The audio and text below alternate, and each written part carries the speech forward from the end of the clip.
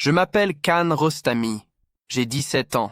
Il y a 3 mois, lors d'une manifestation à Téhéran, j'ai été électrocuté par un fil à haute tension. Je n'étais pas un jeune homme religieux.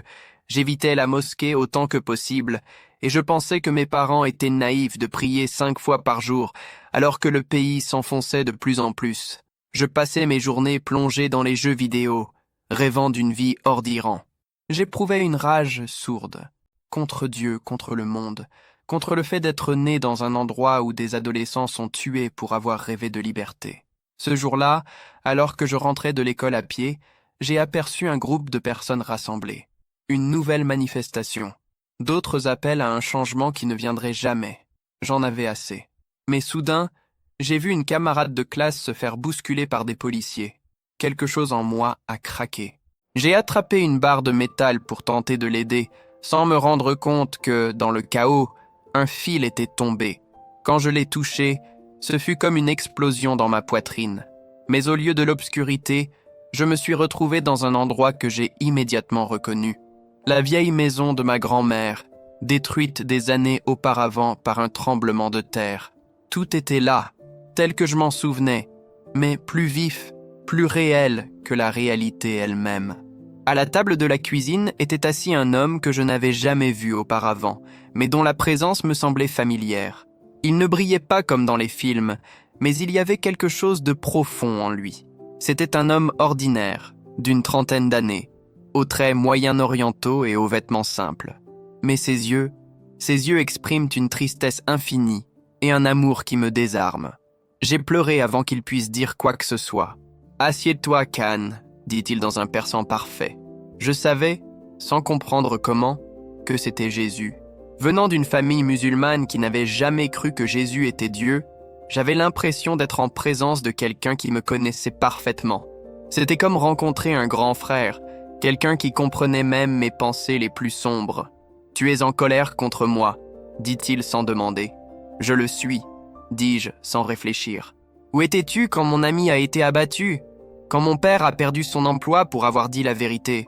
Quand le tremblement de terre a emporté ma grand-mère ?» Il hocha simplement la tête, comme s'il s'attendait à ces questions. J'étais là, dans la douleur, en deuil, en révolte. J'étais toujours là. « Ce n'est pas une réponse », répondis-je, la voix tremblante. « Ce n'est pas vrai », dit-il. « Mais c'est vrai. » Soudain, tout a changé. Nous n'étions plus dans la maison de ma grand-mère. Nous flottons au-dessus de la terre. Pas comme des super-héros, mais comme si nous voyions à travers les yeux de Dieu. Jésus m'a regardé et m'a dit « Je veux te montrer quelque chose, mais ça va faire mal. » Ce que j'ai vu ensuite me hante encore. Les dirigeants du monde entier étaient réunis, prenant des décisions comme s'ils jouaient aux échecs. Au-dessus d'eux, des créatures obscures, mi-humaines, mi-bêtes, murmuraient des idées de pouvoir, de vengeance et de fierté. « Ce sont des démons », dit simplement Jésus, « et ils font bien leur travail. » J'ai vu l'un de ces êtres se pencher et murmurer à l'oreille d'un homme en costume. L'homme a signé un document. Le démon a souri. « Qu'est-ce qu'il vient de faire ?» demandai-je. « Il a autorisé la première attaque nucléaire », répondit Jésus. « J'ai vu des missiles être lancés, pas comme dans les films, mais réels, terrifiants. Des villes familières, Téhéran, Tel Aviv, un semblant de New York, ont été détruites. Des enfants ont été vaporisés. Des mères et des bébés ont été réduits en cendres en quelques secondes.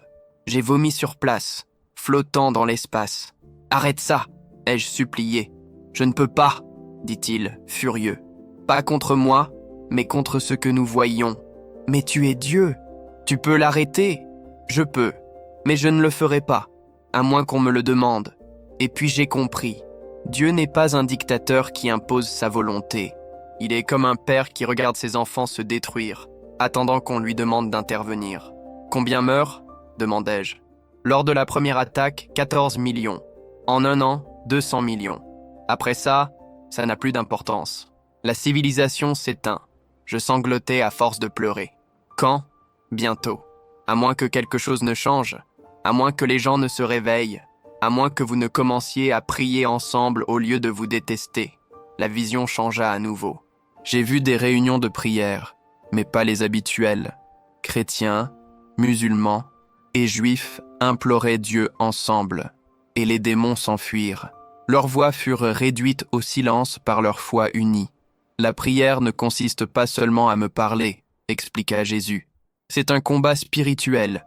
Chaque fois que quelqu'un prie avec une foi sincère, les ténèbres s'éloignent. Mais personne n'y croit aujourd'hui, rétorquai-je. C'est là le problème. Ils pensent que la politique les sauvera, que l'armée les protégera, que l'argent leur assure la sécurité. Mais rien de tout cela ne fonctionne contre les ennemis spirituels. Il m'a montré davantage. J'ai vu que chaque acte de pardon éclairait les ténèbres. Chaque acte d'amour sincère entre personnes de confessions différentes affaiblissait les démons. J'ai compris que le véritable jeûne, celui qui renonce à l'égoïsme, et pas seulement à la nourriture, avait le pouvoir de changer le destin des nations. « Pourquoi me montres-tu ça ?» ai-je demandé. « Je ne suis qu'un enfant qui n'aime pas aller à la mosquée. » Pour la première fois, Jésus sourit. C'est précisément pour cette raison. Les adultes s'attendent à entendre d'autres adultes, des personnes religieuses, d'autres personnes religieuses. Mais j'ai toujours utilisé l'improbable. « Que dois-je faire ?» demandai-je. « Raconte-leur ce que tu as vu, » répondit-il. « À tous, musulmans, chrétiens, juifs, dis-leur que le ciel se soucie plus des cœurs que des étiquettes. Dis-leur que prier ensemble est plus puissant que se battre séparément. » J'ai senti mon corps être tiré en arrière et la panique m'a frappé comme une vague qui s'écrase sur moi. « Je ne veux pas y retourner, » ai-je supplié. « C'est trop dur là-bas. »« Je sais, » dit-il avec une tendresse qui me brise le cœur. « Mais si tu n'y vas pas, qui le leur dira? Qui les avertira? Et si personne ne me croit? Certains ne le feront pas, mais d'autres le feront. Et cela pourrait suffire. La dernière chose que j'ai entendue était sa voix, douce, presque un murmure. « Dis-leur que je les aime, même quand ils ne le ressentent pas, même quand ils en doutent, même quand ils sont en colère contre moi, comme toi. Je les aime toujours. » Et puis je me suis réveillé, en hurlant. Les médecins disaient que c'était impossible. 31 minutes sans battement de cœur, sans activité cérébrale. Ils disaient que je devais être dans un coma profond, peut-être avec de graves lésions cérébrales. Au lieu de cela, je me suis réveillé complètement lucide, avec des souvenirs inexplicables. Ma famille pensait que j'étais devenu fou.